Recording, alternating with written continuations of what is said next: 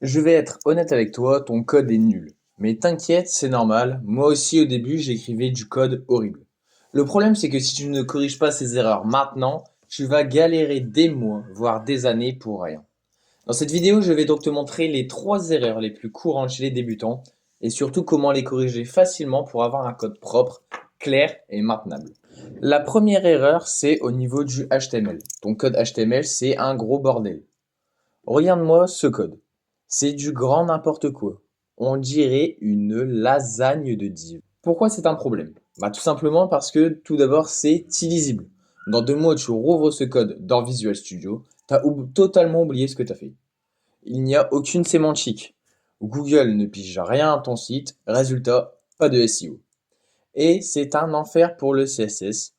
C'est impossible de styliser proprement avec ce bazar, sauf en ayant aussi un CSS totalement bordélique. La solution que j'ai pour toi, c'est d'utiliser des balises sémantiques. Arrête de mettre des divs partout, utilise header, main, section ou encore article. Ce que j'ai fait ici. Déjà, c'est beaucoup plus concis pour exactement la même chose, mais c'est surtout plus lisible et plus maintenable. Maintenant, tout à l'heure, je vous ai parlé de SEO, mais est-ce que vous savez vraiment c'est quoi? Le SEO, pour Search Engine Optimization, c'est ce qui permet à ton site d'être bien référencé sur Google. Si votre SEO est mauvais, donc par exemple en mettant que des divs et que le bot de Google ne comprend rien, vous aurez moins de visibilité, moins de trafic et donc une moins bonne expérience utilisateur. Si ton HTML est mal foutu, Google ne pige rien et ton site reste invisible sur le net. La deuxième erreur qu'on rencontre, c'est au niveau du CSS. Ton CSS, c'est Hiroshima. Il y a des points d'exclamation importants partout, des marges qui se battent entre elles et des valeurs dures. Pourquoi c'est un problème? Bah, tout simplement parce que les points d'exclamation importantes cassent tout. Il y a des marges et des paddings totalement aléatoires, ce qui rend votre site incohérent déjà sur chaque page, parce que chaque page aura des styles différents, mais aussi selon chaque écran. Chaque utilisateur aura un style différent, étant donné que vous allez afficher des valeurs en dur sur tout type d'écran. Et enfin, il n'y a aucune organisation, ce qui fait que c'est impossible de s'y retrouver quand on a 1000 lignes de style. La solution que j'ai pour vous, c'est d'utiliser une bonne hiérarchie et des variables CSS. Arrête de bidouiller, utilise des variables CSS, des classes claires et une vraie structure. Voici un exemple parfait. Ici, on crée nos variables CSS et on les utilise directement. Pas de problème de point d'exclamation importante, étant donné qu'on utilise tout toutes les classes avec le sélecteur specify. Ça, c'est très simple. On utilisera le style du sélecteur le plus élevé. Donc par exemple, ici nous avons 0, 1, 0 et ici nous avons 0, 0, 1. Donc c'est celui-là qu'on va utiliser de préférence. Et par exemple, si ici nous mettions par exemple hashtag texte, donc pour un ID, hashtag je le rappelle, vous auriez 1, 0, 0 et c'est donc ce style qu'on utiliserait. La troisième erreur qu'on rencontre très souvent chez les débutants, c'est du côté de JavaScript. Le voici. Vous utilisez var partout avec des erreurs de concaténation. Par exemple, ici, vous allez mettre 10 avec 5 ici. Et des events en dur dans le HTML. Alors pourquoi c'est un problème? Utiliser var au lieu de let et const, c'est tout simplement problématique au niveau des bugs. Ça va être compliqué de maintenir votre code. Pour la concaténation, vous allez par exemple ici vous retrouver avec 510 au lieu de 15. Si on lance immédiatement notre HTML dans la part et qu'on fait F12 console, vous voyez bien qu'on se retrouve avec 510. Et aussi la type error, on regardera tout de suite. Donc ça, c'est vraiment problématique. On va se retrouver avec 510 alors qu'on veut littéralement 15. On va utiliser des éléments durs, ce qui va encore rendre notre code impossible à maintenir. Ça devient un monstre ingérable. Les solutions que j'ai pour vous, c'est très simple. On va suivre les bonnes pratiques modernes. Déjà, au lieu d'utiliser var, on va utiliser let et const, tout simplement. On va utiliser des fonctions claires et organiser notre code proprement. Alors, vous allez me demander pourquoi on utilise const et let au lieu de var. Et bien tout simplement parce que var, c'est une ancienne manière de déclarer des variables. Mais elle est remplie de pièges. Tout d'abord, sa portée qui est assez bizarre. Une variable déclarée avec var dans une boucle, donc comme ici, peut être accessible en dehors. C'est-à-dire que par exemple, la variable ici, on peut la console log gentiment ici et on n'aura aucun problème. Donc voilà, comme ce que je vais vous montrer, si on fait un console log de la variable i qui est dans une boucle, eh ben nous allons obtenir la valeur. Vous allez avoir des problèmes de wasting. Donc var est wasté, ce qui peut créer des bugs incompréhensibles. Donc ceux qui ne connaissent pas le wasting, ou remonter en français, c'est un comportement spécifique de JavaScript où les déclarations de variables et de fonctions seront automatiquement déplacées en haut de leur scope par le moteur JavaScript avant l'exécution du code.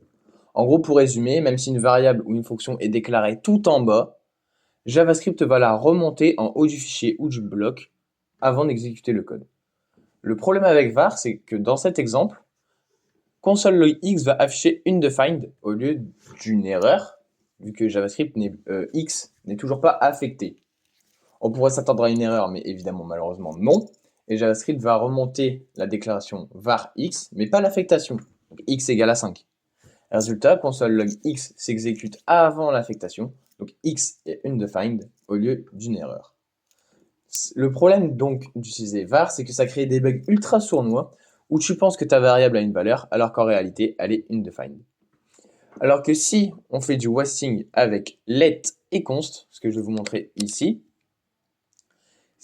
ici on affecte, mais d'abord on fait le console log, et ben on va avoir une erreur cannot access y before initialization. Avec let et const, le wasting ne fonctionne pas de la même manière. JavaScript va comprendre que y existe, mais il interdit son utilisation avant son initialisation. Résultat, on a une erreur claire au lieu d'un undefined bizarre qu'on ne comprend pas. Et enfin, pour terminer sur le fait qu'il ne faut pas utiliser var, c'est les conflits de variables. Si tu déclares 2 fois la même variable avec var, ça l'écrase sans prévenir. Par exemple, ici, nous allons fermer ce fichier. Nous allons faire var a égale 5. Nous allons log ceci, donc avec un console.log de 5. Mince. Console.log de a. Et ensuite, on va rechanger a. On va redéclarer a, pardon. Var a égale 8. Et qu'on relog a. Et bien, ça va tout simplement changer sans, ici, ça va tout simplement le changer sans prévenir. On aura 5 et 8. Alors que si on utilisait const, attends, j'ai tout cassé, voilà. Alors que si on utilise const, eh bien, nous allons avoir une erreur. Donc, je vais vous montrer cela tout de suite. On va mettre const ici. Non, on va mettre let. Étant donné que const, on ne peut... Ouais, n'importe. Bon, on va mettre let. Hop. Voilà. Et ici, nous allons tout simplement avoir une erreur. Identifier A has already been declared. Donc la solution est très simple, tu vas utiliser toujours let et const. Donc const quand ta variable ne changera pas et let quand ta variable est susceptible de changer. Pour terminer la vidéo, je vais te donner une astuce pour améliorer instantanément la qualité de ton code. Si tu veux immédiatement améliorer ton code, applique cette règle simple. Lis ton code comme si c'était celui de quelqu'un d'autre. Tu vas te poser 3 questions. En lisant par exemple ce code qui est tout pourri, tu vas te poser 3 questions. Est-ce que je comprends ce que fait mon code en 3 secondes? Je suis désolé, moi, en 3 secondes, ce code, je vois juste un serpentin. Est-ce que mon code est lisible et structuré? Pas vraiment, étant donné qu'on n'a pas de SEO, qu'on n'a pas de réelle structure et que c'est pas très lisible. Est-ce que je pourrais le modifier facilement plus tard? Eh bien, évidemment que non. S'il n'est pas lisible, on ne pourra pas le modifier rapidement plus tard. Si tu galères à répondre à une de ces questions, c'est que ton code est nul et qu'il faut l'améliorer dès maintenant. Si tu veux apprendre à coder proprement, sans galérer et éviter toutes ces erreurs, alors Codemastery est là pour toi. Codemastery, c'est un apprentissage structuré avec un accompagnement et une vraie méthode. Les 2 premiers modules sont en cours de création, mais il y a déjà un compte Twitter que vous pouvez suivre ici, Codemastery Dev, le lien sera en description, une newsletter avec un mail par semaine qui vous donnera des tips, des astuces et des interviews de développeurs pour vous améliorer dans votre quotidien de développeur web. Et enfin, vous avez cette chaîne YouTube. Rejoins aussi le serveur Discord si tu as plein de questions ou juste pour rejoindre une communauté de développeurs actifs. Ce sera tout pour moi. J'espère que cette vidéo vous a plu. C'était Thomas. À la semaine prochaine. Salut!